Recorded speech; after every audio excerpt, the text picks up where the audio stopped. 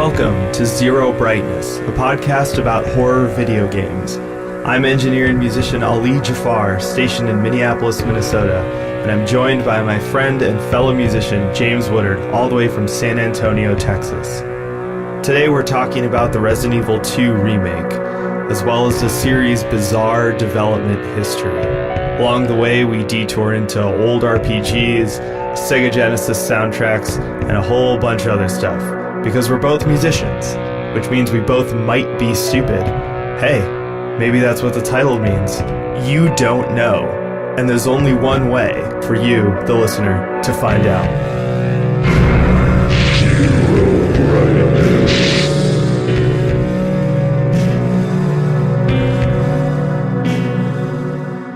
I'm using this Russian keyboard, so I have to make sure I hit the right keys. You love that shit. I'm like a keyboard weeb. Do they have those? Yeah. A key weeb. You don't know those languages, right? Or do you? Oh, totally not. Oh, okay, it's just cool. it looks cool. I mean, what's funny is that when I was growing up, we had an Arabic keyboard, but See, I would be way fucking into that, dude. Well, the thing about it was that everyone was like, "Oh man, that looks sick," but the problem was that it wasn't actually the keys; it was just a sticker, like a decal you'd put over the English keys. Oh. So it got immediately fucking grody as hell and nasty. But well, how does that work? Are there more or less characters in the Arabic language than in English? There's about the same amount of characters. Oh, okay. So it ports over pretty well.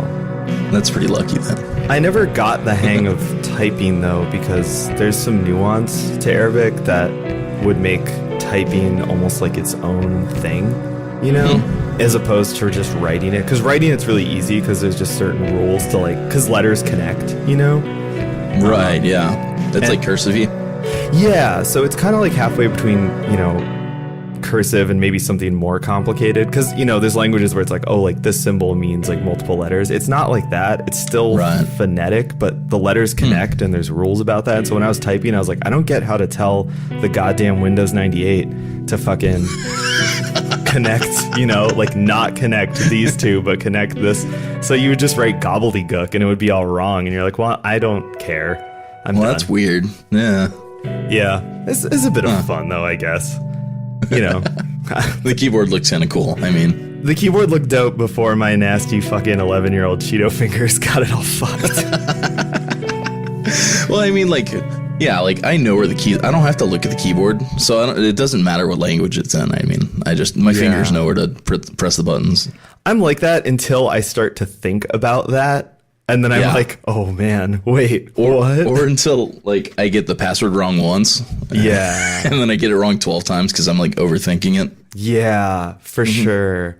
I still, and the funny thing is there's a bunch of, in Pro Tools, there's a bunch of F shortcuts, And I still every once in a while will just go up for the fucking F6 and just hit something totally different. And it's oh, man. All right, man, you want to check this out? I was like, no, Pro Tools.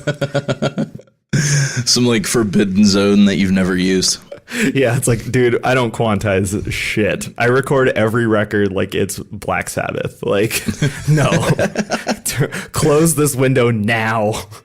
So anyway, we are here on this occasion, swept up in the hype of Resident Evil 2. Whose remake just recently was released. Absolutely. That's accurate to say all that. Fantastic. Yes. Yeah. 10 out of 10. Yeah. Easy 10. Okay, well, I don't know. I'm not going to say that. I'm going to talk a lot of shit, but... Yeah, oh, yeah. I mean... I think that's one thing, too. The more I thought about really every game in the Resident Evil series, it's I could talk shit for days, but it's definitely all out of love. But so they're so video gamey, right? And so much of it makes no fucking sense, but it gestalts into this charm, you know what I mean? And it just fucking works. Well, some of them work. Some of them work. Well, yeah. That's a great segue into what I want to talk about, at least in the beginning of this, which is that I feel like Resident Evil as a whole, the series, is some sort of high level game design garbage. it's has all of these insane ideas that are so like only a game designer who is really obsessed with craft would come up with, and they're so far down the rabbit hole that they often don't work or just don't make any sense. You would be remiss not like thinking of 90s PC adventure games and things like that, and their like weird fucked up logic and their weird like puzzle solutions, because those have to be like direct influences to Resident Evil 1. I mean, even just like Alone in the Dark and like all the LucasArts adventure games like Maniac Mansion, etc. Well, like, and that's, I mean, and that's clear, is that it, you know, survival horror as a genre, which was kickstarted by Resident Evil. You can obviously argue about what's the first whatever for days, but it's definitely it's where the term came from. It's what put it on the map for a lot of people, and it's definitely an outgrowth of adventure games. There's no question at all. Yeah, that and I think a little bit maybe of the graphic adventure in terms of like those text heavy comic style graphic adventures that were like so popular in Japan. Right. I think there's a lot of that too. Right. And what, you know, Resident Evil brought to the table that was different, really, in my mind, is that it just had all of these bananas ideas, and these game designers who, like I said, were just they had their heads so deep in the craft that they just came up with all this crazy bullshit.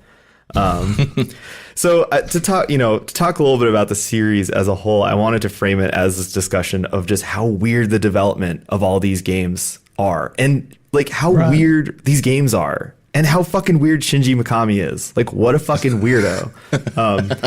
Shinji Mikami, who is like such a badass that like when the first Kingdom Hearts came out, he would just was like, you know what I'm going to do? Talk constant shit. And I'm super happy that that's been coming back into the news with like a new Kingdom Hearts. Is that like this clip of like, remember when Shinji Mikami just was like, let me talk shit? Like, that's hilarious. I don't know how you feel about Kingdom Hearts, but it's awful. I hate it. I fucking hate it. Well, Disney is racist, colonialist garbage, and so I just can't fucking touch it with a 10-foot pole. I get that a lot of people like it, and now there's this whole discourse about it being like this way that people have explored, you know, their own sort of identities, whether that's sexually or whatever, and that's all cool, but like for me as like a not white, I just can't fucking do it, man. Like Aladdin, my name is Ali fucking Jafar. Like, how do you? So you're like the good guy and the bad guy from Aladdin. Yeah. Right. How do you think I feel about that fucking movie? And they're gonna drag it out of the fucking crypt with Will Smith, like Blue Man Group. Man, I can't get started on this. I have to stop. Anyway. I have a real soft spot in my heart specifically for the shit that Shinji Mikami talked so like relentlessly about Kingdom Hearts. I just think that's awesome. Absolutely. Well, so the series started as a sort of reimagining of Sweet Home. Yeah, for sure. Which is an NES horror RPG game. Yeah. Based on the horror movie of the same name. Inventory management. It's the prototype inventory management simulator. Oh, yeah. Like Sweet Home and Link's Awakening are like inventory management, high level, the game, XX plus, you know, versus edition 31. Yeah. But have you played Sweet Home? Oh, yeah. God, probably like 5 or 6 years. I went through it all on an emulator. Mm-hmm. Yeah, me too. I played that fan translation. Yeah, great game. I mean, I loved it. It doesn't overstay its welcome, like right. Which is also another thing that happens in survival horror a lot. You know, the thing that I think was interesting about that game that sort of calls forward to Resident Evil is that they were so, you know, punching above their weight. Like they were so ambitious with what they could do with that game.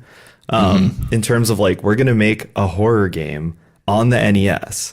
We're going to actually put in jump scares. You know, we're going to actually make environments and music that conjure up an atmosphere. And it, for what it is, it works really well.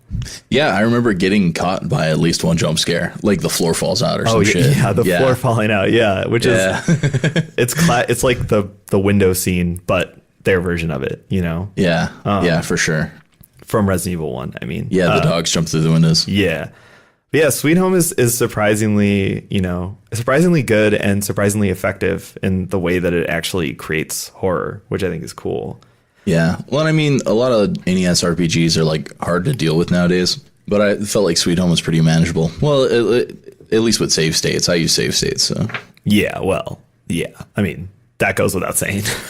Yeah, for sure. But it's also a little simpler. It's almost a bit more of like a light RPG before that was a thing, Mm-hmm. like Right. almost like Paper Mario or something, where it's like you don't have to dive all the way in, Yeah, for sure. Yeah, I think it's definitely one of the more replayable ones. Like, I'm not going to go back and play the original fucking Dragon Quest because like life is so short. Yeah, I mean, like Final Fantasy 2, like, goddamn, I tried to get through that, but yeah, I just gave up like halfway through. Just an awful fucking game. I mean, you know what I mean. yeah. Even some of the, I mean, as a side note, even some of the like early Super Nintendo JRPGs, when you go back to them, you're like, I remember loving this game, and then you're like, my God, this is so fucking clunky. The volume of like random battles happening is not conducive to being a fucking adult. Yeah, you know what I mean? no. It's like fine for like summer vacation when you're like up all night playing this shit. You know what I mean? But yeah. I definitely find myself, if I want to go back to that era, I just replay Chrono Trigger, and I probably replay that game like once a year. Yeah. I mean, I've done Earthbound a couple times, but I feel like Earthbound, like, you really need an emulator because the battles take so long and you can't speed them up. Yeah. So even like, something as like critically renowned as Earthbound is like kind of grating in 2019. Oh yeah. Yeah, it's even funny that like have you played Dragon Quest 11? Oh yeah, I almost beat it. I kind of gave up towards the end. Yeah, there was like so much shit to play. But yeah, I know we were getting there. Like even that, like it takes fucking forever. Well, and it does, and everyone's like, man, it's so old school. But when I was playing, I was just struck by how much they changed. Like, there's so many concessions to modern design, and there's so many things like that. It's strange because, like, even in the battles, they'll let you run around, but it doesn't do anything to affect the battles. Yeah. So, like, I mean, an hour in, I just disabled that because I thought it was goofy. And then it plays like the original Dragon Quest. Yeah. So like it's a weird mix between like old and new, kind of like I guess what we're going to talk about with Resident Evil 2. Right. But I feel like in a lot of ways it's not as successful. It doesn't like respect the player's time as much as a modern JRPG should, I think. I could see that. I see what was. I think for me, I had been away from the genre for so long, and Dragon Quest 11 looked so good, and I was so excited that I jumped back in, and I was expecting like, well, here we fucking go. And I was really pleasantly surprised by how much I thought it respected my time. But I think it's also my frame of reference of like, I hadn't like the only games in that genre that I had played in the last many years were replaying Chrono Trigger and Final Fantasy 7 and maybe Final Fantasy 6 in there somewhere. So I did just come off of playing the first two Trails of Cold Steel games, which are like super fucking weeb anime. But the PC ports, I mean, they're dope if you like reading a ton of dialogue and you don't like feel like a pervert, like just fucking playing this shit. Yeah. But real you shit. can fast forward through like the entire game. Yeah, I come on. Like I'm just like at that point where I just don't give a fuck anymore and I'll play it if I like it. Yeah. But the whole game you could fast forward, like the right trigger, you can hold it down and like you can just run through the game faster. Yeah, that's amazing. And you can skip all the battle animations with like just one button. And I really feel like those ports really respect the player's time. Because like, I'm still getting all the story and stuff because I'm never going to skip that. Mm-hmm. But all like, you're going to watch the same battle animations like hundreds of times in an RPG. You know what I mean? So yeah, you got to do it. I mean, there's just no getting around it. It's like, and I feel like a lot of those 16-bit RPGs, because I was able to speed them up with emulators, I played a lot more than I ever would have. Yeah, it's funny to think about that because like I did play some of those games with the cartridges and an actual console like back in the day. But then I would say when I was the most into RPGs is probably when I was in like middle school and early high school. And that was when I was playing all of them on emulation. Like even the modern ones you could get emulators for if you were like that deep in the fucking internet. For sure. Which I was for that. I didn't like to talk to anyone on the internet, but I would take their fucking, freeware shit all day, which is still pretty accurate. But yeah, like it was funny, I remember, wow, God, what was it? I think it was like Final Fantasy V when they finally did like an actual physical re-release of that on PS1. Like I had already been playing this fan translated emulated version and I started playing it and I was like, oh my God, this is so slow. Right, I'm so used to just fast forwarding through everything and also not having load times, which was like insane. But for sure. Yeah, it's funny how used to that you get. Yeah, I mean, like we're gonna talk about this, but the doors in Resident Evil 2, like, I mean, after playing this new one, I wonder, like, if you go back to the original and remove all the door loading screens, like how much snappier that game would feel, Yeah, that is a really good question. There's a whole, after playing this, there's a whole bunch of things like that too. Just like, oh my God. Oh, but we'll get there. Well, okay. So from Sweet Home, basically the director of that game is one of the creators of Resident Evil. A few different people came up with the idea. And one of them who I actually looked up an interview with was Tokuro Fujiwara. And he actually hired Shinji Mikami to be the director of the game. And one of the reasons he hired him that I think is really amusing is that he was like, oh, Mikami likes horror, but he's also actually scared of it. Like he actually gets scared at horror movies and stuff. So they wanted to hire him because they're like, well, he'll actually know how to scare a player because he gets scared.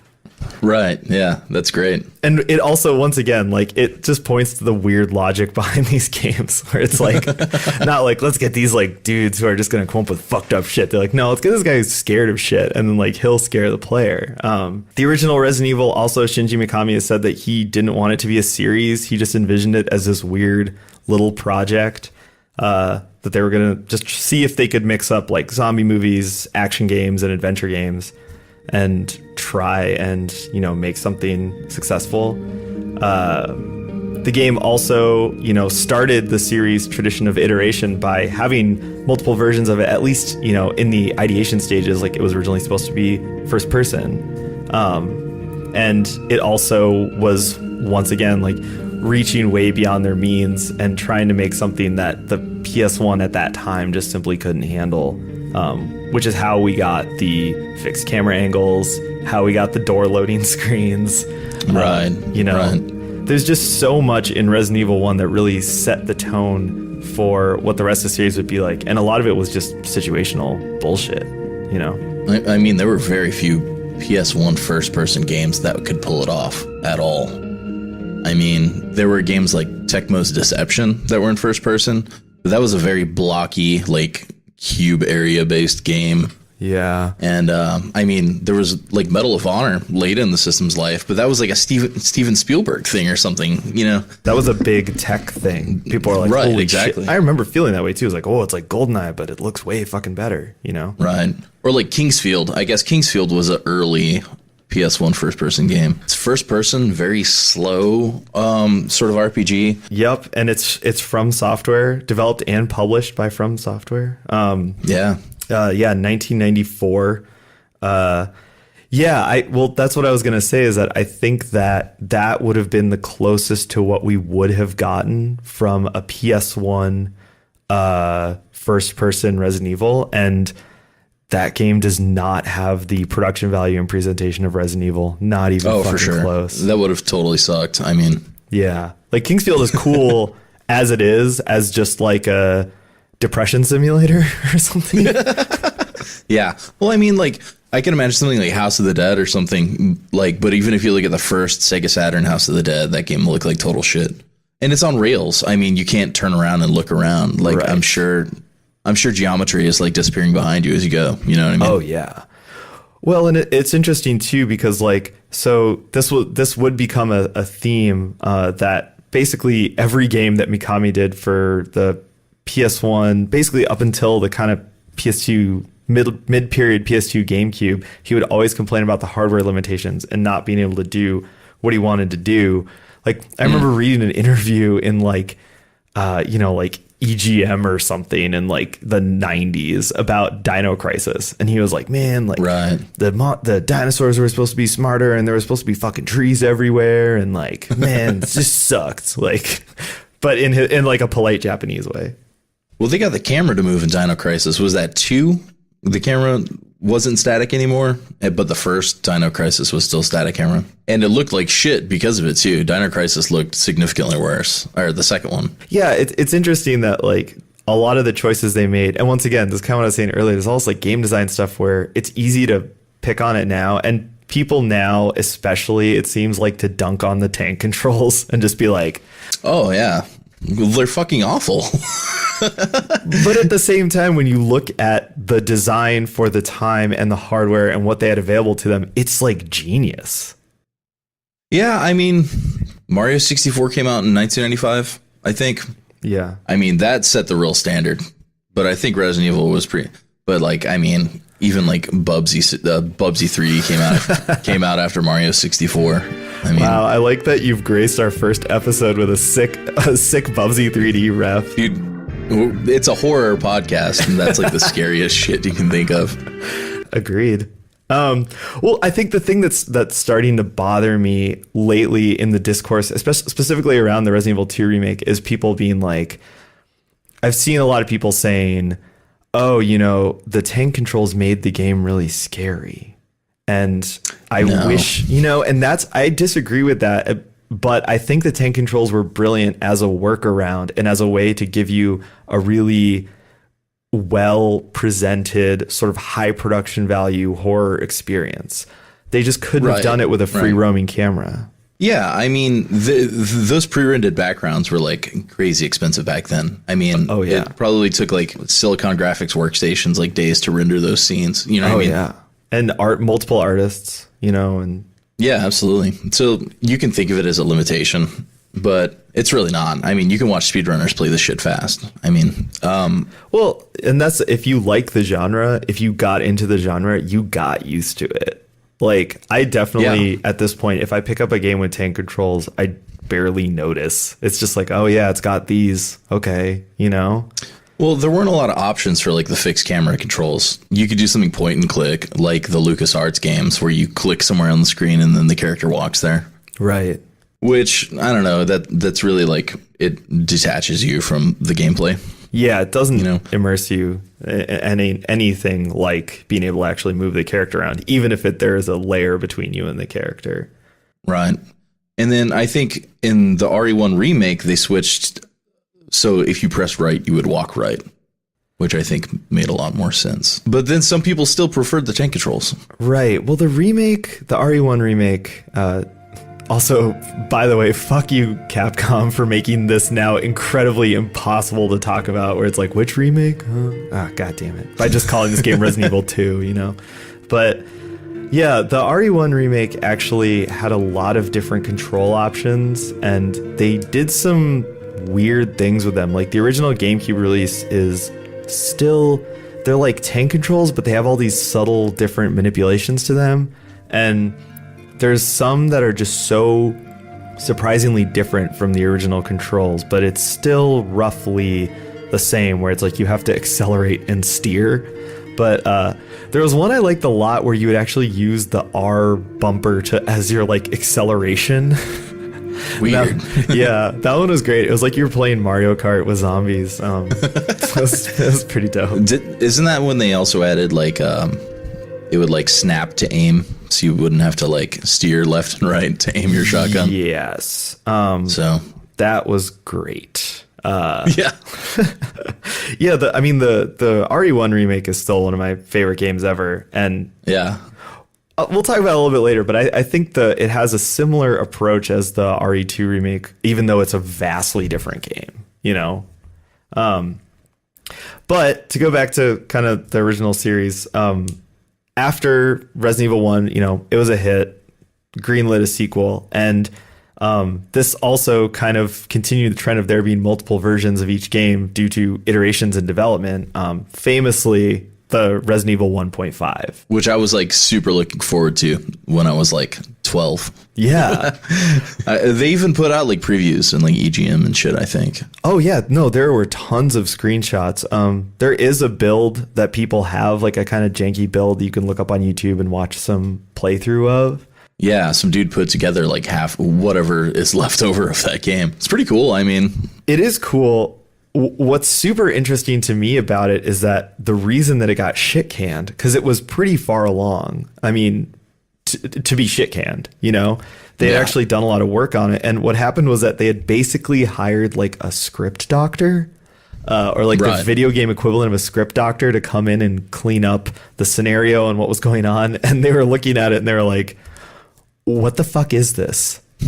Like, what is wrong with you guys? Like, this is bullshit. And basically 1.5 was just going to be Dawn of the Dead, but like dumber.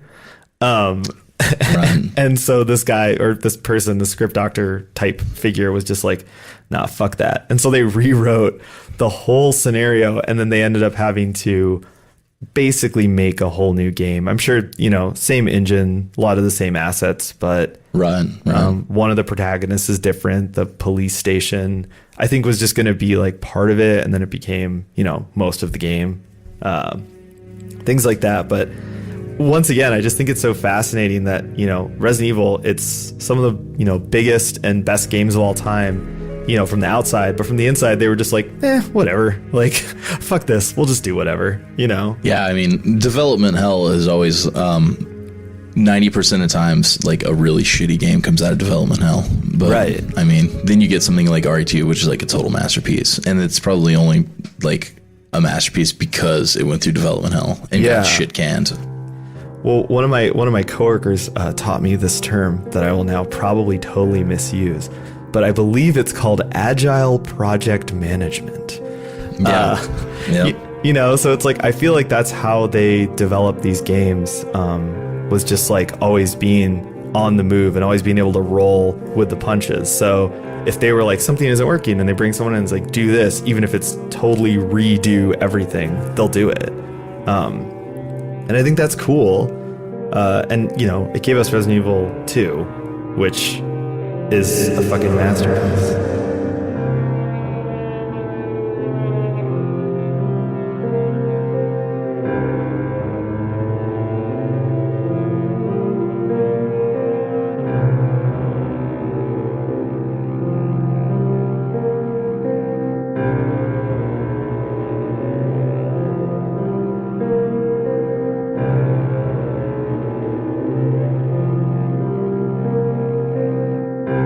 What was your first experience playing Resident Evil 2? I mean, I got it when I was a kid. I think I got it on launch day. Oh, we had Resident Evil 1. It was like one of the first games we had on PS1. Mm-hmm. We had like the long box version. Remember when the PlayStation 1 games came with like the long cardboard thing? Oh, yeah. Yeah. So like we played the shit out of RE1. Like before we even had a memory card, we would just like start the game over. Like, me and my older brother, we would just like fucking start from the beginning every time, you know? Nice. Played it to death. So when RE2 came out, I was like really fucking stoked. And I had been like reading EGM about it, like all the previews. So like the hype machine was like real. Like, oh yeah. In prepubescent James's mind, you know what I mean? So like, yeah, I mean, I got it, like played the shit out of it. I think I got to the end in a weekend, and I got to the last boss, and I ran out of bullets, and I had to start the whole game over again. I was so fucking pissed. So classic, though. So I think I started with Leon, and I never beat the Leon A scenario as a kid, and then I was like, fuck this, I'm gonna start over. Oh, nice. I didn't know you could kill the last boss with the knife. I mean... Oh, yeah, for sure. There weren't any, like, speedrun strats back then, you know what I mean? No, yeah. So... I just started again with Claire, and I did like Claire A and Leon B, and that was like my RE. And I was much more frugal with my ammo on the second playthrough. Oh yeah, well I feel like that's a classic Resident Evil experience, is doing a playthrough that you have to restart at some point. Getting to the end is pretty fucked up.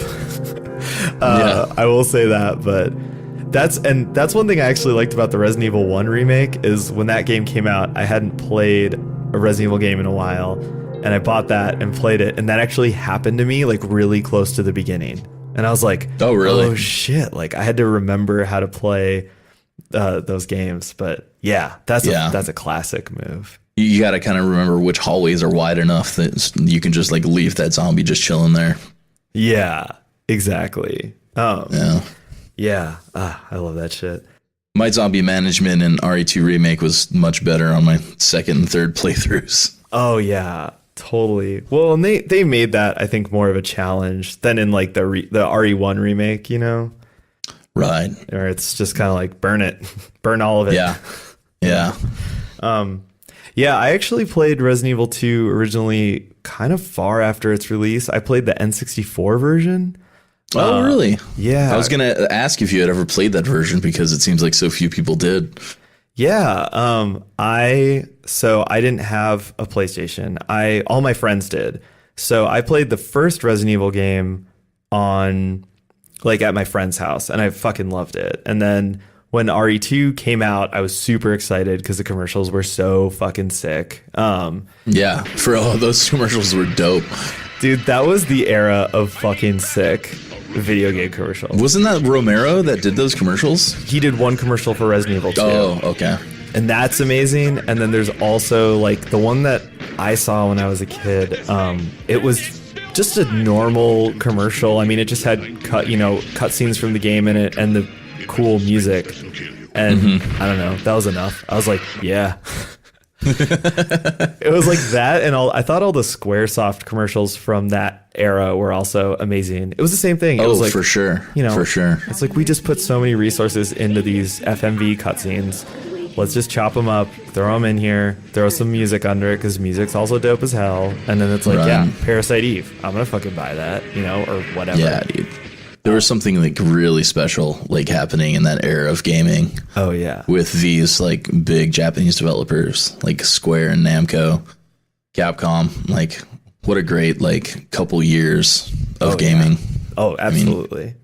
But yeah, so I waited until the N64 version of that game came out, which must have been in like 2000 or 2000. Yeah, I think it was 2000. Wow, was it that late?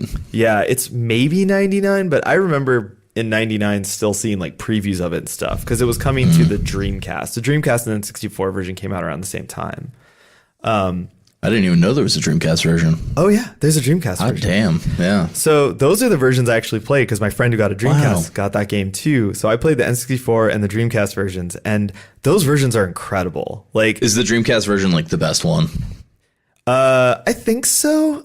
It definitely looks the best. I can't remember what the controls were like. The thing with the N64 version was the graphics were amazing. It used the expansion pack. Thank you very much. Yeah. Need that RAM. Oh yeah, dude. Need that little red guy. Give me the RAM. And the controls were actually really good. It gave you, once again, kind of like the RE1 remake, it gave you a bunch of different options for controls. It used, the analog stick, and you had 2 different D-pads to choose from, and it may be just me being most familiar with that version, but I always thought those controls were like the best. Yeah. I really, really liked that version. And yeah, it looks great. And the Dreamcast has, I think, kind of the same thing going on. But yeah, I was obsessed with Resident Evil 2 because I somehow convinced my mom to buy it for me, and which like was weird. And so she did, and she was even kind of like, "What is this? Like, are you supposed to be playing this?" I'm like, "Yeah, it's fine. Don't worry, Mom." There's just a corpse on the front cover. Yeah, like don't worry about it. It's chill. But so for me playing it, I have this nostalgia of like playing the game and loving the game and being scared of it on like a level of playing it, but then being a lot more scared of my like traditional Muslim parents like walking in on me like playing this game. And like in my worst nightmare, like seeing the quasi pornographic game over screen and just being like, okay, we are like sending you somewhere to fix you. Yeah. I mean, my parents never walked in on me playing Fear Effect on PS1. Oh God, yeah. Oh fuck. When survival horror gets sexy. Oh God. Only in that PS1 era could like these small-ish teams make these weird fucking niche games. This is like a whole other conversation, but like the AAA gaming industry now is just like so fucked and far up their asses. Like, Yeah.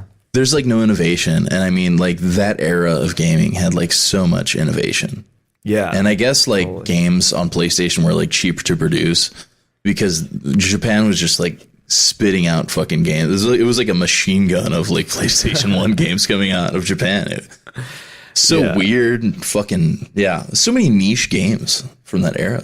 And I mean, there were fucking 2 Fear Effect games now that I think about it. Yeah. Retro Helix was the second one, I think.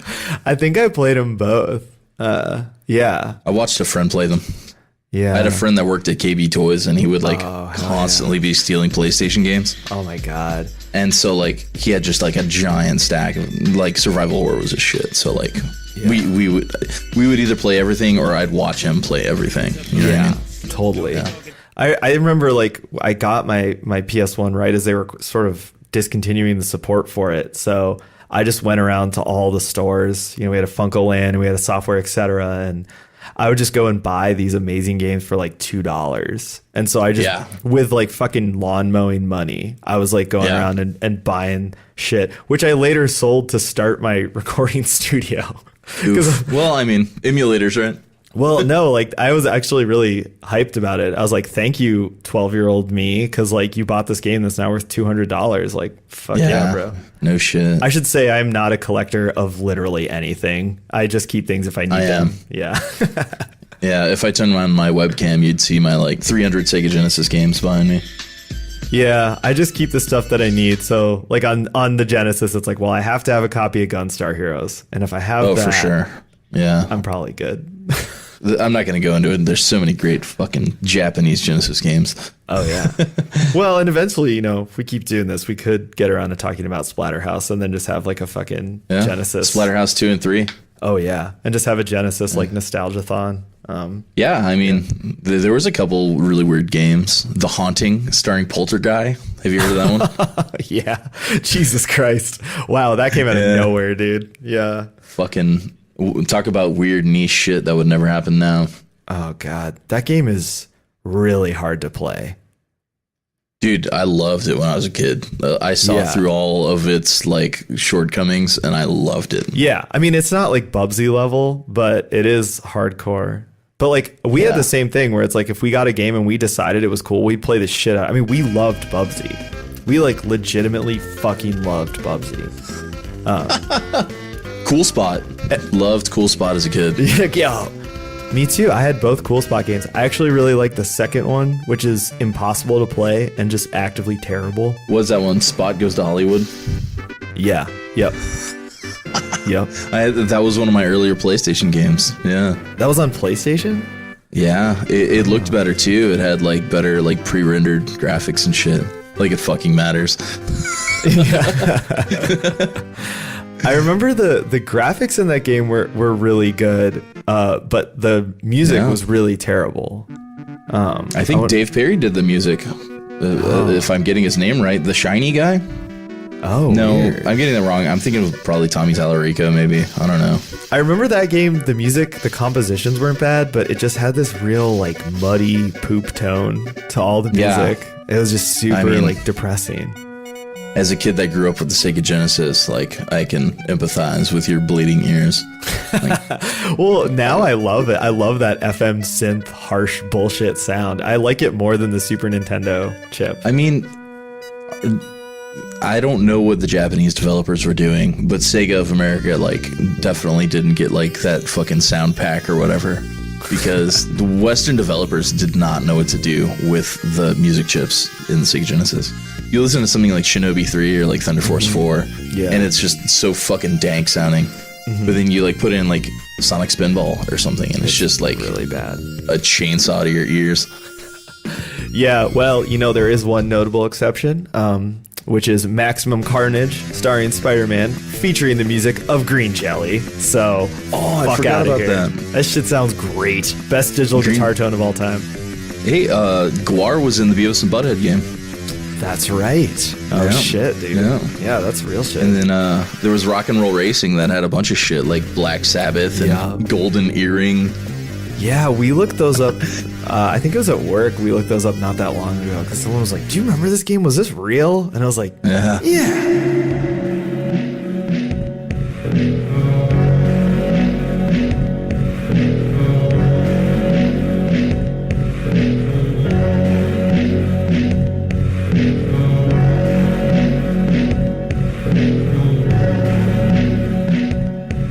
Yeah, so that's what I was gonna say. Is that I think post RE2, the kind of development cycle got weirder because they just started hemorrhaging spin-offs as a way to try new ideas for the series, which makes sense because RE2 was such a high point, and it felt like such a almost perfection of that particular formula that it was like, okay, let's try dinosaurs. So we got Dino Crisis. And then it was like, let's try Samurai. And then we got fucking Onimusha. And then it was like, oh wait, there's a bug that keeps guys in the air and you can just be like a god. Okay, now we got Devil May Cry. Yeah, that's totally true.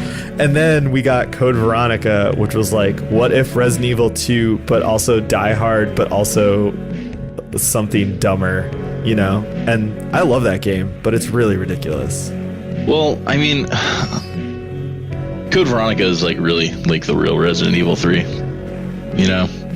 RE3 is just fucking weird, man. Like, well, I put RE3 in my notes in this category. Yeah. I skipped over it I was all out of order time-wise, but yeah, it's like they made a bunch of weird ass games. It's like they just wanted to make it an action game. Right. But it's like a janky as fuck action game because it's so Resident Evil. Right. And it's funny because it feels like they separated it into two games where like RE3 is like, what if you just had to run most of the game? And Code Veronica is like, what if machine gun rocket launcher? Yeah. But like, I mean, people like are really pushing for a RE3 remake right now. Yeah. But I feel like RE3 remake should just be like DLC for RE2 remake. Because, I mean, correct me, it's been a long time since I've even like watched RE3, but correct me if I'm wrong if like half the game is in the police department. Yes. So a lot of RE3 is in the police department. A lot of it is also kind of out in the streets a bit more, which I think was the selling point. Was like, oh, you actually get to see more of that Raccoon City urban environment. Right. What's interesting about the RE2 remake, to jump ahead to that for a second, is that it takes a lot of ideas from RE3. So it's a bit funny that people were immediately like, give us the RE3 remake, which is at least easier to say. But because they took the ammo crafting and running from a big enemy directly from RE3, and those two things are huge components of the RE2 remake, as we'll talk about later. Yeah, for sure. But yeah, so they made all these fucking spin-offs and they're all just weird, but they were all basically test runs for RE4. Yeah, in a way. Yeah, I could see, because Devil May Cry, I mean, I don't know, the over-the-shoulder camera thing was kind of still novel, I think, when RE4 came out. You know? Yeah, and in development, though, there were, once again, multiple versions of RE4, that there were some that looked a lot more like Devil May Cry, some of them that looked more like a traditional Resident Evil game. They showed off a few different batches of like screenshots and some brief, gameplay. It's interesting, and what they ultimately came up with was definitely different. It was a departure, and that's another, I think, to me, like a hallmark of a Resident Evil development cycle is there's a ton of iteration, there's a bunch of weird versions and crazy ideas, but what ends up coming out doesn't really look like any of that. Even from 1.5 to 2, you can see that they don't really look like the same game, for sure. But yeah, 4 is kind of, the end of the sort of classic period of the series, and where it sort of went out in the weeds for a while. Yeah, I gotta say, when 4 came out, I was not in camp RE4. Like, I didn't think it was like traditionally adventure gamey enough, and I mean, I didn't even like watch anybody play it for a really long time. And I I mean, even to this day, I haven't really like got really into RE4, and I know that's like heresy, but that's just how it be. Yeah, man. To tell more just like nostalgic, pointless stories, I guess like I really distinctly remember being like RE4 is going to be the greatest game of all time. I'm so hyped, but I like didn't pre-order it, and then all my friends were like, "You're not going to get a copy," and so I went to. I went to a fucking GameStop. I mean, I must have been like 16 or 17 or something. I like went to a fucking GameStop and they had a bunch of copies on the shelf. And I was like, oh, I want one of those. And the guy didn't want to sell me one. Because he was like, oh, these are for like pre-orders. And I was like, no, they're not. Those are the ones for sale, right? He's like, well, yeah, but we have to hold them. And I was like, no, you don't. And I like... I had to badger this fucking guy into selling me a copy. And... he did, and I went home and played it, and I remember the first day I played it, I actually didn't play it that much. I probably only played the first like couple hours of it, and I was like, this is fucking incredible. Like, this is the best fucking game. And it was funny because the longer I played it, the more that feeling started to kind of fade a bit. And I would say by the time I finished it, I was like, this is really, really good. But I'm interested to see what they do with the next one. Like if they actually make a horror game and not a shooting guys in robes simulator. Right. It is a really fucking good game. I do think it's probably one of the best games ever. And I love it. And it's really easy to replay. I've probably replayed it like 10 times or something. But I agree with you. I see where you're coming from. And I always kind of had that feeling of like, I hope they get back to making horror games at some point, because it's not, the first couple hours are a horror game, and the rest of it is not. That was just like where like I kind of fell out of love with the series too, because like RE4, 5, and 6 were like not interesting to me at all. 5 and 6 are just bad. And then 7 came out and it was like fucking, it wasn't like the first couple games at all. It was like, you know, Texas Chainsaw Massacre, but the inventory management and the jump scares and the atmosphere was just like super Resident Evil. And RE7 was fucking great, or at least, you know, like the first 2/3 of RE7 were great. But I mean, that's kind of how I feel about almost every Resident Evil game, is that like the first 2/3 are great, and then like the last chunk is just a slog that you run through real fast to get the game over with. Well, I agree. And I do, you know, at some point I'd like to do a more sort of in-depth examination of Resident Evil 7, because I think it's fascinating, like how they just took the structure of the first game. And it's fascinating because it doesn't all work. Like the beginning of it works. And then towards the end, you're like, why did you guys do this again? Why did you put a fucking secret lab? Why did you make me? Why? Like the whole salt mines thing. I mean, but then I don't know. They do have to make it a Resident Evil game, right? It's not like a Texas Chainsaw Massacre game. Well, and you know, this is a good segue into the Resident Evil 2 remake, because I think I love it. And oh yeah, it's great. The reason that I'm so hyped, that I still, even though I've, you know, fucking played through all the scenarios now, I'm still feeling like hyped up about it, is that it really fixed a lot of my problems with Resident Evil 7. And I think like when I did go back and play a little bit of 7 after I think I beat the like AB, and it's really interesting. Like, oh yeah, like this, it's so classic Resident Evil where it's like, oh, this feels like a test run for doing the rest of a series. It did feel like a huge reboot.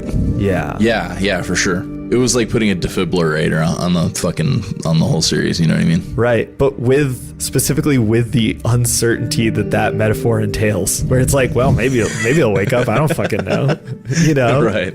Yeah, but I mean, 7 was like a great pastiche of just like all these great horror movies. It just worked so well. I mean, the Evil Dead thing with the girlfriend, like being a Deadite, you know, and then like right when you're done with like dealing with her, it's just like Jack and the Texas Chainsaw Massacre family. Yep.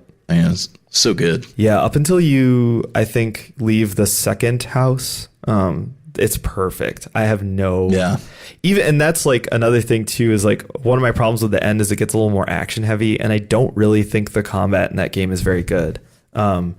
which is weird because it's just first person. You know, it should be fine. I didn't like it, and I think it's more of an enemy design problem. Yeah, all the enemies are like bullet sponges, and that's not like satisfying. No, I think, you know, or at least, well, I mean, Resident Evil 2 does it in a more interesting way, I think. Yeah. Well, I also enjoy the shotgun because heads explode. You know what I mean? That's like a great visceral feeling, regardless. Yeah, totally. But I mean, one thing that both these games have in common that also calls back to, I think there's kind of like 3 remakes in the series. There's the Resident Evil 1 remake, there's RE7, which is a reboot, and then there's now the Resident Evil 2 remake. And all of them have the same ethos, which is let's go back to the core of what makes this series itself, and then let's add other different mechanics on top of it and try and change up the formula. Run. And then when something works, they pull it into the next iteration. They pull it into the next episode of what they're doing. And I thought that was playing the Resident Evil 2 remake, you know, going into it, there were certain things that I was like, why is Mr. X in the whole game? Like, or most of the game, sorry, not the whole game, but he's in a lot. He's not in that much of the original game, and he's not like that, you know? It's true. I think of Mr. X more as like a game mechanic the more I play the game, though. And then, like, you figure out, like, how to fucking, all right, this is my 4th playthrough, and I know this is going to trigger Mr. X. Right. And so what do I do to minimize my fucking Mr. X's active time?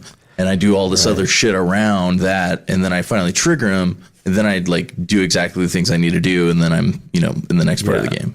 But I think it's interesting just to look at the why the decision was made. To me, it seems like they were just looking at RE7, and it was like, man, everyone was raving about the parts with the Jack. dad. Yeah, with Jack. And it was like, that's canny, man. That's fucking smart. Yeah, and I think also it's, you get to a part of the game where you've boarded up some of the windows and you're getting more comfortable in these hallways, and it's starting to get less scary.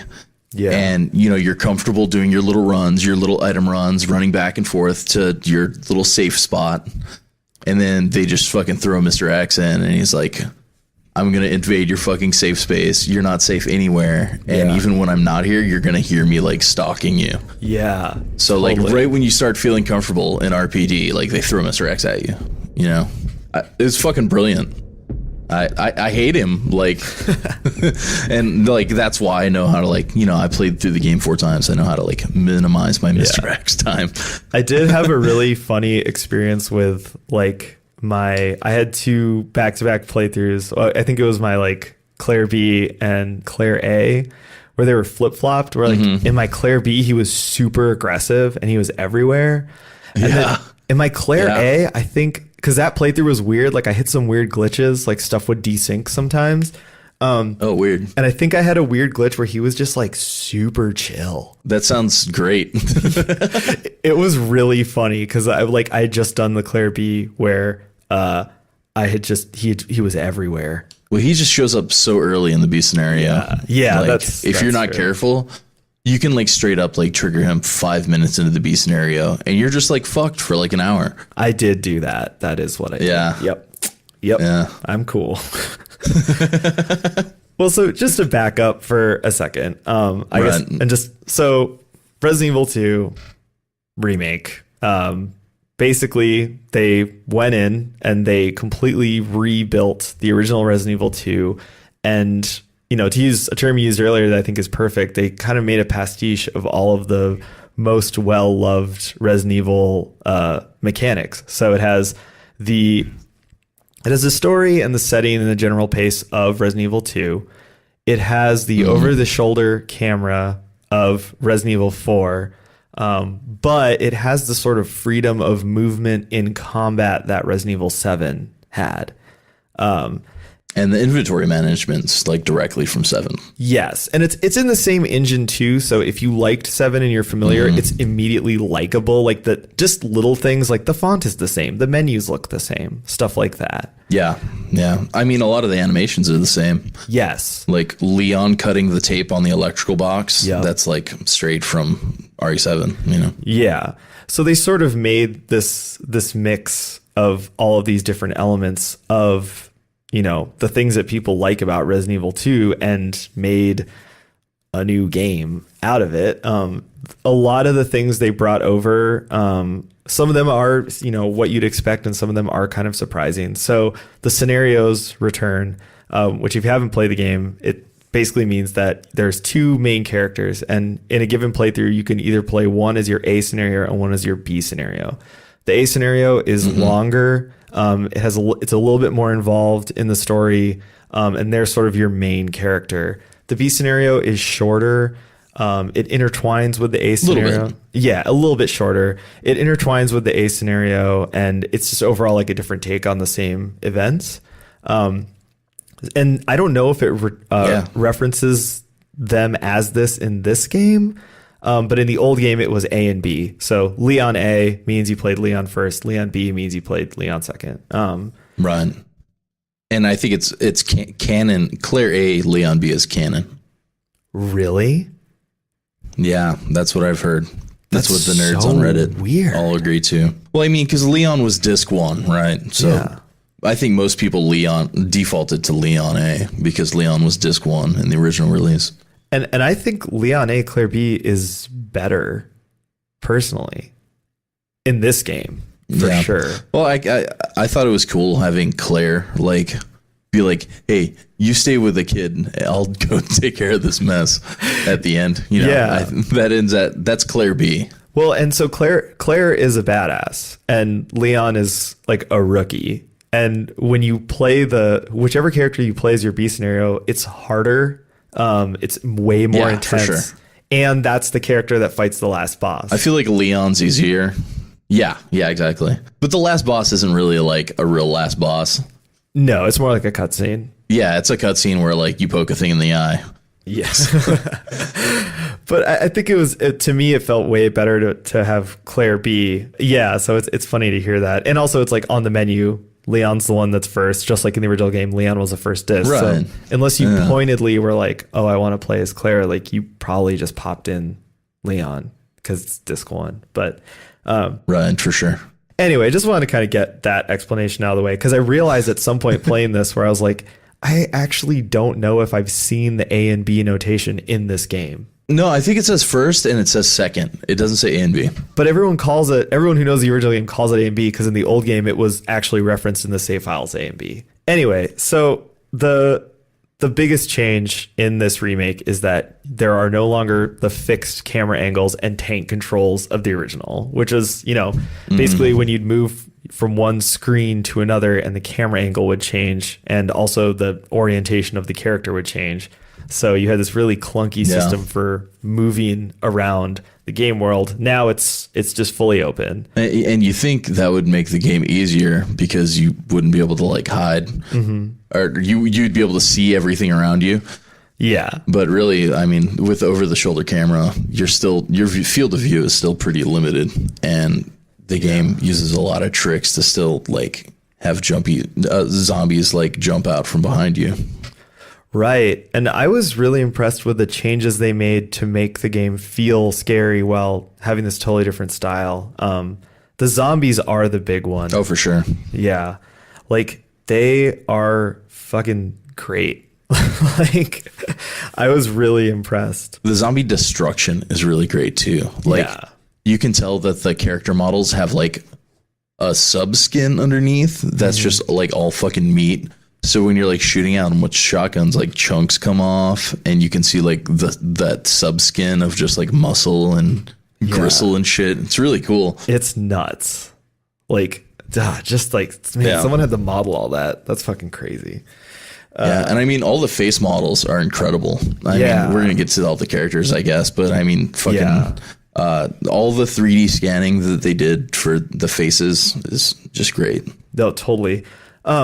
But with the zombies, the thing that I liked is that they made them unpredictable and inconsistent. Oh, yeah. Which is what they'll makes them spin around scary. real fast and grab you. Yeah. Like they'll be like bent over with their like faces away from you, and they'll like spin around and grab you real quick. Like, right. Super unpredictable. Yeah. And I thought that was such a genius move, because we've gotten a little bit of that. So in the original Resident Evil remake, zombies would come back sometimes if you didn't burn them down. And so that was how that game dealt with that, to make things a little scarier and more unpredictable. But in this game, it's just like that 24/7 on steroids. Like, you just don't know what the fuck they're going to do. Like, sometimes they won't go through doors. Sometimes they do go through doors. Like you said, sometimes they'll get up from the ground. Sometimes they won't. Sometimes you can sneak past them, and sometimes you can't. It's never obvious when they're dead either. Like, you're never like totally sure when they're fucking dead. Right. But yeah, I was impressed with that, because so I think that's one thing. There's a couple things I think this game does a lot better than Resident Evil 7. But one thing was, if you're going to have a base enemy that you deal with most of the game, make it really, really good. In Resident Evil 7, you had the moldeds. The sludge monsters or whatever. Yeah. Not the coolest main bad guy. No, the first one you see is really freaky and weird and unexpected. And after that, you're just like, oh my God, get the fuck out of here. Right. And these zombies are the opposite, where they're just they have so many behaviors and they're so hard to predict. And that plays into, so the fact that you can move around easier, you can run, and you're very agile.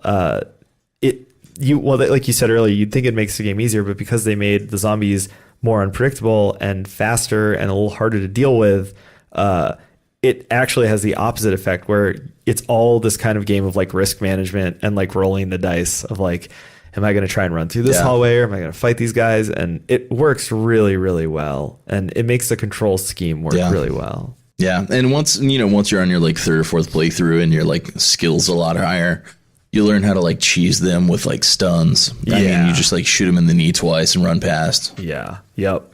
And you feel like a fucking superhero on your like fourth playthrough. Yeah, totally. It's like redemption time. Yeah. And one thing too, I feel like you get a little more ammo in this than the original. Or maybe a lot more. I don't know. Yeah, for sure. I mean, you have to shoot the fucking zombie 7 times in the head, at least. Yeah. Right. And so that was when they started giving me ammo when I was playing. I was like, man, they're giving me a fuck ton of ammo. And then you start dealing with crowds of zombies, and you're just like, oh, this is why. Yeah. Yeah. The triggering of events inside RPD, like really, it's when things trigger when you're not in the room or you're on the other side of RPD. When you trigger those events really dictates the difficulty of the first like 2 hours of the game.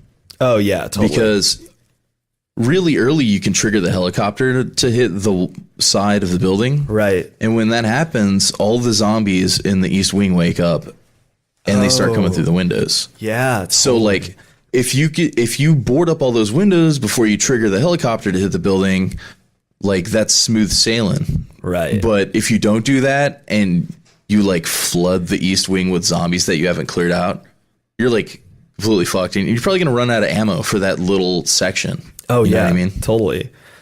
No, totally. It's fascinating. And in that way, and in a few other ways, it has that old school feel. It feels like the old game. So, some other stuff that they brought straight over. A lot of the layout is actually the same. Yeah, which is really cool. Yeah, because like there were points where I would get to and I would be like, oh yeah, I know this place. Like I remember this, Yeah, for sure. Those are like really cool moments. Yeah, for sure.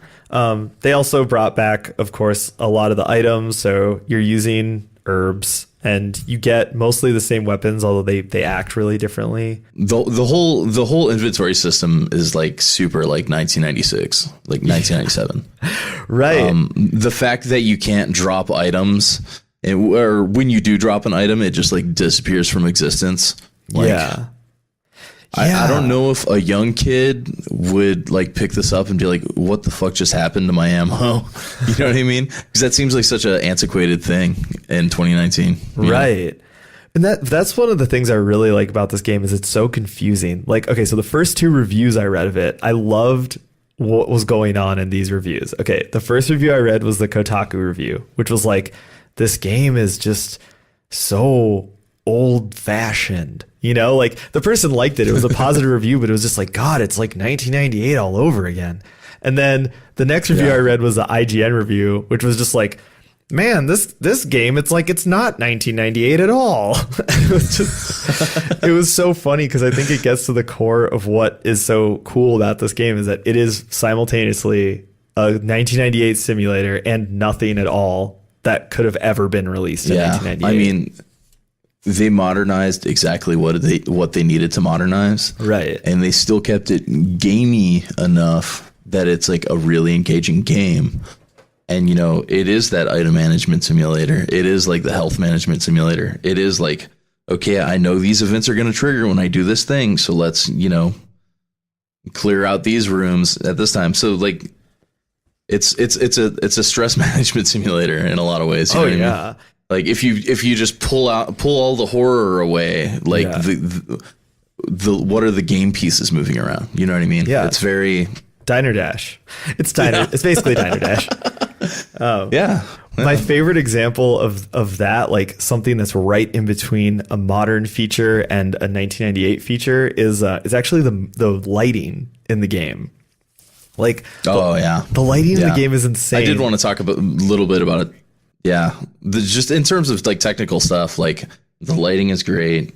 The HDR implementation is kind of cool. Are you playing it on an HDR TV? No, I was gonna say I have no. I'm just playing it. I'm playing it on PC. I have a decent monitor. I don't know, it's nothing special. Wait, what did you play it on? Oh yeah, that's a good point. So I'm playing it on PC. Okay, and I've got like a 1080 Ti, so I'm running it at like 1440p. Okay, 60 frames. Like I'm getting like a solid 60 frames, 1440p. Okay. But HDR is on and it looks like really nice. And notice when I turn HDR on and off, with it off, the game is a lot more gray. The dynamic range is like really cool. Especially like I did like specifically like the East hallway is like one of the best looking parts of the games. And it's also like the most like taxing in terms of like your computer running it. Yeah. Just like all the volumetric lighting and I don't know. It's just like a super taxing area, but it's like gorgeous and it like sets the stage for everything. Like, in terms of like the horror and jump scares and atmosphere. Right. The thing that I loved about the lighting though was that, okay, so in the original game, when you move between rooms, there's a loading screen. There's a door opening animation, as we mentioned earlier. And so, and it's also pre-rendered. It's like an artist made a background. That's what you're looking at with a 3D character model mapped over it. So you can really easily go from a room that's really brightly lit and totally like blown out into a room that's like pitch black. Obviously, if you don't have that buffer in between those two rooms, it would look fucking ridiculous. And so when you move between two rooms like that in this game, it's like they preserved some of the original lighting. So overall, the game is way darker than the original, but yeah, for sure. They preserved some of it, and it's super cool because when you move between rooms, you can see the whole lighting change in this really weird, dramatic way that's like very uncanny. It's like not even lighting; it's like color correction too. Like, you walk past a threshold, and like the color correction completely changes. Right. It's done so smoothly, though. It looks great. It's cool, but it also fucks with the HDR settings. Oh, so sure. Like, I don't know how they would fix that though. You know what I mean? Because some rooms are just like more gray than others. Well, and I'm glad they didn't because it keeps a lot of the atmosphere of the original game. Yeah. And I mean, it looks cool. Like you want to feel warmer when you go into like the lobby because that's like the safe area. You know what I mean? I loved it because I was like, man, this is such a cool callback and it's such an interesting way to do that. The thing too, I cranked a lot of the settings, but I liked it better locked at 30 frames. Did you? I thought some of the stuff like that, because I could tell that it was like, well, if this was at 60 or high, I don't think you can go higher than 60 with this game, but if it was at 60 or up. Yeah, you totally can.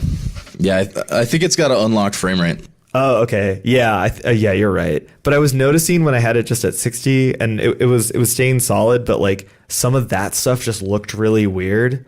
And the cutscenes felt like they were closer to 30. And so when I bumped it down to 30, I thought the whole game just looked smoother to me. Like smoother. Not in terms of frame rate, but just the lighting effects and stuff looked smoother. I did notice that the frame rate does dip in the cutscenes. And I think it's because every time the camera changes, the lighting changes. And I think that makes the frame rate drop. Well, and also most people still do cutscenes at 30. Like that's the thing now that a lot of people are running into with games where they're like, oh yeah, these cutscenes are still at 30, but I'm running this game at 120 frames or whatever. It's funny that you brought that up because Shinji Mikami, like, he like infamously locked The Evil Within 1 at 30 frames because he said it made it look like more like a movie. Yeah. And then like the PC gaming crowd just like, you know, like destroyed him for it. Well, and the real problem was that he slapped the fucking bars on it. Yeah, I think the publisher put out like a code to make it 60 frames a second and get rid of the bars. Yeah, I played the game long enough after release on PC that I could turn off the bars, but I didn't know that initially. So I actually rage quit on like the second environment because I was like, this is fucking stupid. Like what is this? Yeah, this is a whole other conversation, but I loved the setup to The Evil Within, and then like after like maybe like the third or fourth stage, I fucking hated it, and I just stopped playing it. Really? Yeah. I had to restart that game 4 times to beat it because I kept rage quitting, and now it's probably like one of my favorite games ever. Really? Yeah. Yeah, I just didn't like how it got all actiony with the fucking big fat guy chasing you around and you had to like use traps to stop him and shit. Yeah, it's not really a horror game. The sequel is great. I don't know if you've played the sequel. So, a little bit. I pirated it and didn't really play a lot of it. Yeah. But I tried to play the first game as a stealth game because it really sets it up like that. That's how you get to play the second one, though. Yeah. Yeah, and then so like once they like start you to like it forces you into playing it as an action game. I kind of like checked out. Yeah, that was my big problem, especially early on, where it's like you can tell it's supposed to be a stealth game, but the stealth mechanics are so bad that you either die or fight all the time, right? Constantly, or find weird glitches that let you get through levels without fighting. That's pretty much it. Yeah, I mean, I love stealth games, and I feel like stealth and horror should be like put together a lot more often. Oh yeah, more successfully. Well, speaking of RE7, one thing that and technical stuff too, I thought that the animations and the characters in this game just look so much better than RE7. It like blew me away that's only a couple of years after that game. It's such a huge improvement. Yeah, I mean, going from like the way Jack would like switch animations and stuff as while he's walking down the hallway, always looks a little janky. Oh yeah. Like, I mean, Leon and Claire are like perfect. Yeah. There's still some like Mr. X jank, I feel like, especially when like traversing rooms, things like that. I feel like they could have done something more with the design than like the guy who has a katana waiting in line at the Chick-fil-A. Like, I feel like that was a missed opportunity. Oh, but at the same time, he's just like a big hulking mass. It has that like Babadook, like real, like he's a big shadow. You know what I mean? Yeah. It was just, you know, when I was on my first playthrough, I went to the post office and there was a guy, like a weird, like elderly weeb in line who was dressed exactly like Mr. X. And I was like, shit. It kind of ruined it for me. That's so funny. And I was like, I know he has a katana in that Geo Metro out there. Like, if I step to him, I will be cut. And I mean, like, Mr. X is like totally fucking Arnold in the Terminator. I couldn't think of anything else that like in terms of like influences or something. He's like just like straight up the fucking Terminator. Yeah, absolutely. And it works. I think there were just a couple close-ups during cutscenes where I was just like, this just a design, not even a technical thing. I was just like, I wish they had done maybe a little bit. I sort of like in the original how the kind of jagginess adds to the grotesque aspect of for sure the Tyrant and Mr. X and all that. And in the new game, some of that stuff is because the graphics are so good, it's a little bit smoothed over, and I sort of wish they had compensated with design and maybe made things a little grosser. RE7 was really good about that. RE7 is a gross looking game. Super gross. Definitely. But yeah, the characters look great. The animations look great. We were in the notes here to talk about the characters themselves. Our stars are not great as characters. Oh yeah, I mean, like Leon is like such a like anime trope rookie character or something. Yeah. He's like Rick from Robotech or some shit. He's like, oh, here's my first day on the job. And he's like so naive to everything. And he's just like what a wooden character. I mean, like. Yeah, I liked the little bits of characterization, like how he's constantly going, oh shit. And yeah, or like, you got this. Yeah, I liked that. But then whenever he would open his mouth to say a full sentence, it was like, dude, come on. Yeah, and like the whole Ada thing and everything, like he's such like a one-dimensional character. I'm sure he had a good reason. Claire's almost that bad, but I think she's just a little more interesting. But she falls into the trope of like turning into a mom, like at the first possible opportunity. She's like, I'm a mommy now, you know? Yeah, totally. And it's interesting because contrasting that are the secondary characters who are all better. Hello, human. Oh yeah, like what's the Ben, the reporter? He's probably like the best character in the game. Yep. And he gets like 6 lines of dialogue, but it's just so good. It just reminds me of like all the great like minor characters in horror movies that would just die, and like, I don't know, just like great 80s horror. Yeah, absolutely. And similarly, you could say that about Marvin, who's like the cop who pulls you out of the east hallway and kind of tells you what's up. Yeah.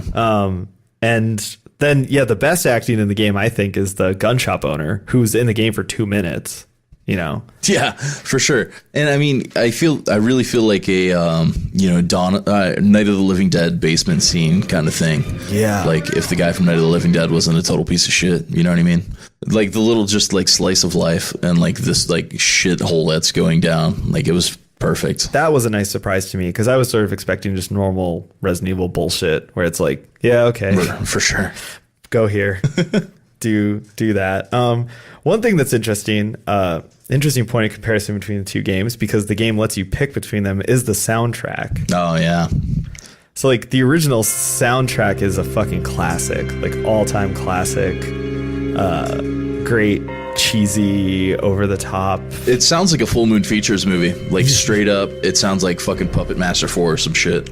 And it's great for it. Yeah, it's also got this legitimately good ambient music that crops up here and there. Yes. Like the theme to the police station, main hallway, and like in the safe rooms. Yeah. Yeah. So the Resident Evil save rooms throughout the series are like the height of music. Yeah, for sure. Like greatest hits. Yeah. I actually, for a while, I was in a band where I had a looper that it had like 10 slots. And so I just had every Resident Evil save room song on it. Just That's so fucking good. God damn it. In between songs, I would just like play it. And it was funny to see who would catch it. They'd come up to me and be like, Resident Evil, dude. That's so cool. But yeah, so in the new game, it's startling because there's barely any music at all. Well, and so like, yeah, at first I thought, there's barely any music. It's subtle and I like it. Yeah. But then I like jump onto YouTube and then I actively listen to the soundtrack and I fucking hate it. So like at best, I feel like the remake soundtrack is like unobtrusive. At worst, it sounds like some like Michael Bay with like Skrillex like bass drops and shit. Like there's some like really awful shit in the soundtrack. I'm not a huge fan.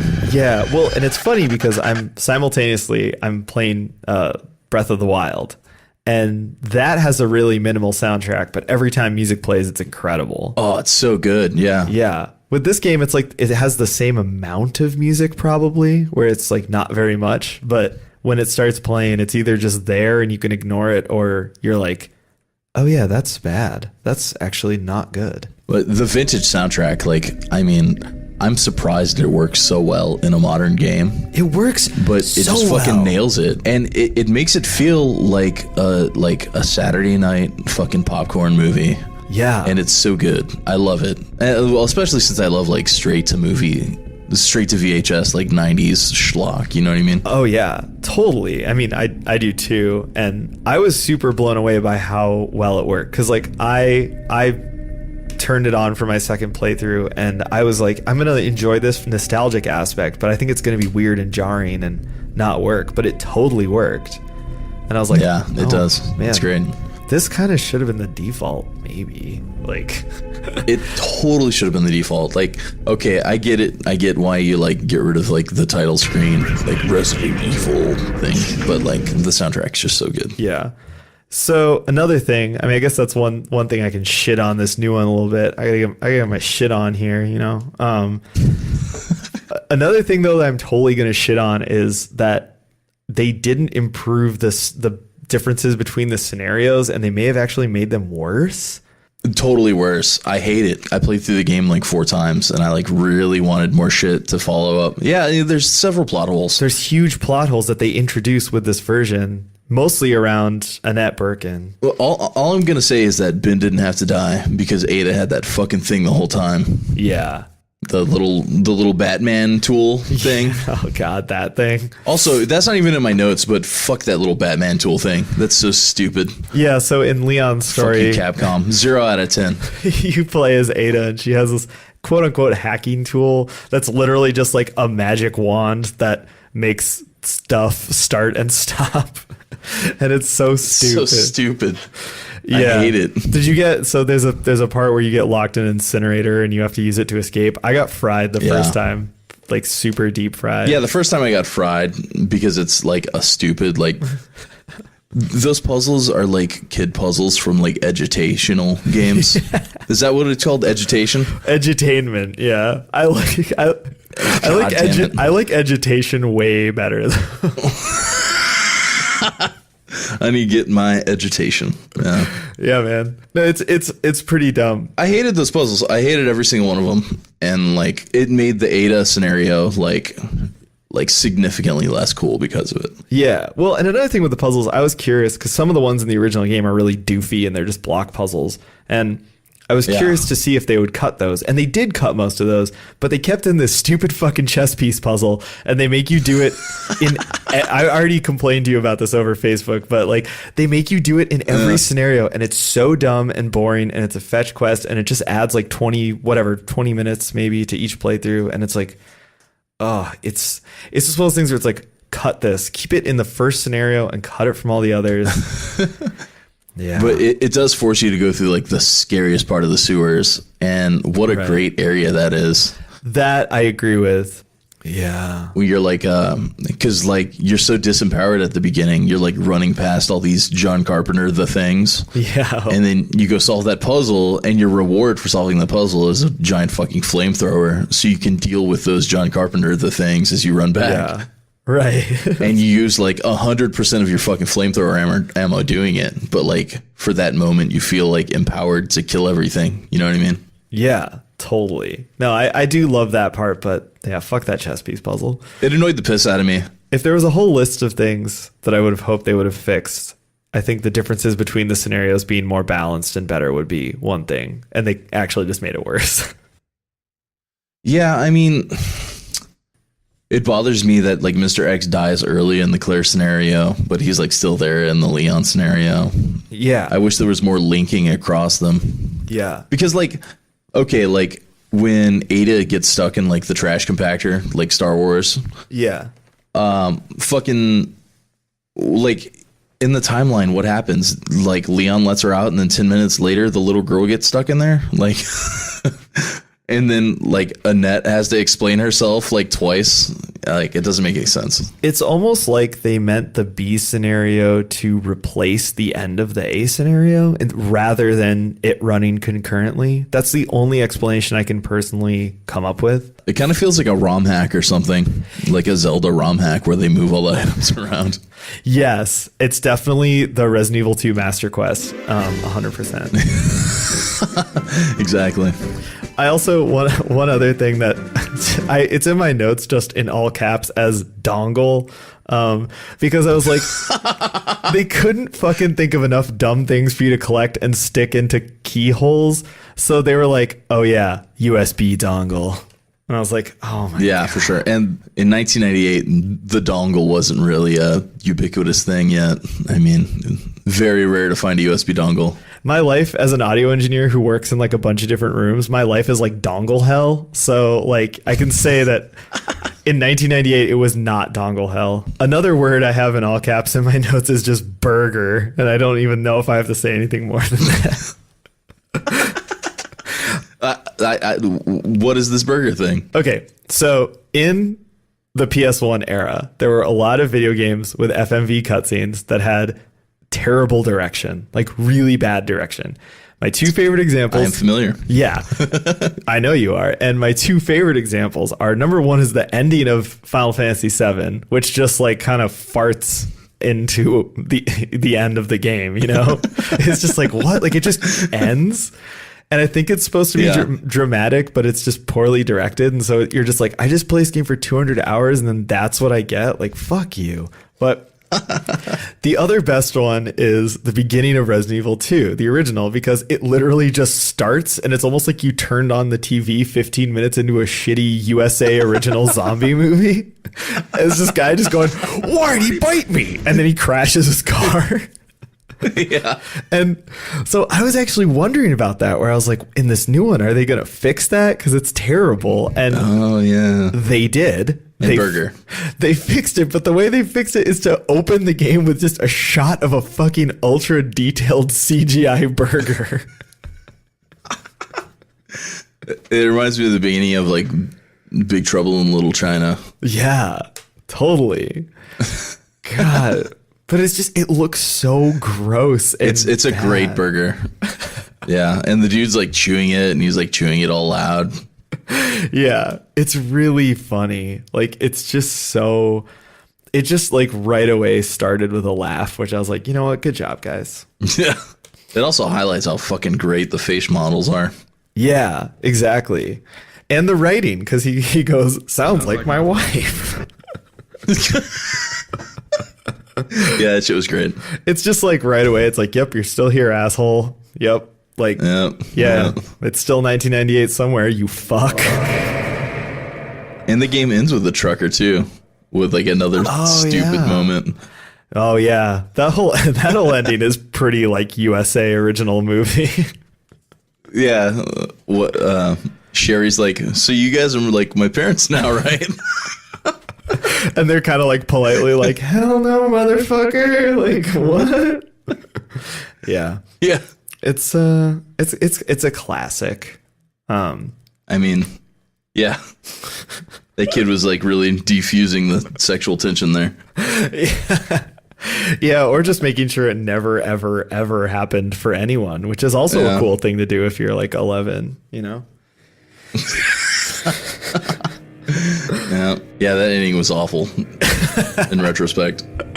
Well, and maybe it's time to wend our way towards our own awful ending of this episode. Yeah, maybe. Yeah. Should we pick up some kid on the side of the road and walk off into the sunset or what? Well, you know, some people listening might not know what we look like, but let me just say that totally would not work for us. Oh, man. It's like a swarthy foreigner and a Texan just fucking walking down the street. Even if that was our child, that wouldn't work for us. Yeah. Well, especially not in Texas. Especially not in Minneapolis, man. We got crazy cops, dude. Oh, man. I shouldn't laugh. That's always a funny thing. Well, and so I guess if you're listening and you don't know this, James and I know each other from playing in bands and James coming through on tour. And I've definitely told this to you, but it's always the thing I tell people who come through on tour, where it's like, cause they're like, oh, like Minnesota, it's all liberal and shit. And it's like, well, kind of, but our cops are insane. Like our cops are straight out of fucking like a shitty PS1 game, and they're insane. So you gotta watch your ass. Oh man. They're like, the cops in Minneapolis are like the bad guys in Smash TV. Oh my god, yeah, dude. Bullets everywhere. Oh, yep. That's a depressingly accurate. Yeah, fuck the police, but definitely fuck the Minneapolis police. That's everyone in Texas. I mean, I'm like literally the only Texan without a gun. Yeah, I was talking to someone about that, and I was like, about how I've had a lot of guns pulled on me, and it was like a lot of that was living in the South when I was a kid, and Texas and Kentucky, and only a little bit of that was from going to the Middle East. So that's kind of fun. I would assume like most Texans have had a gun pulled on them by their immediate family at one point or another. Yeah. It's just a rite of passage. Yeah. I mean, are you even a Texan if that hasn't happened to you? Like, Right. now there's only one way I can deal with this here problem. Oh, man. That's like the Texan bar mitzvah. I mean, you like turn like 13 and your dad pulls a shotgun on you. Oh, man. The peanut bar mitzvah. That's what that's called. Shit.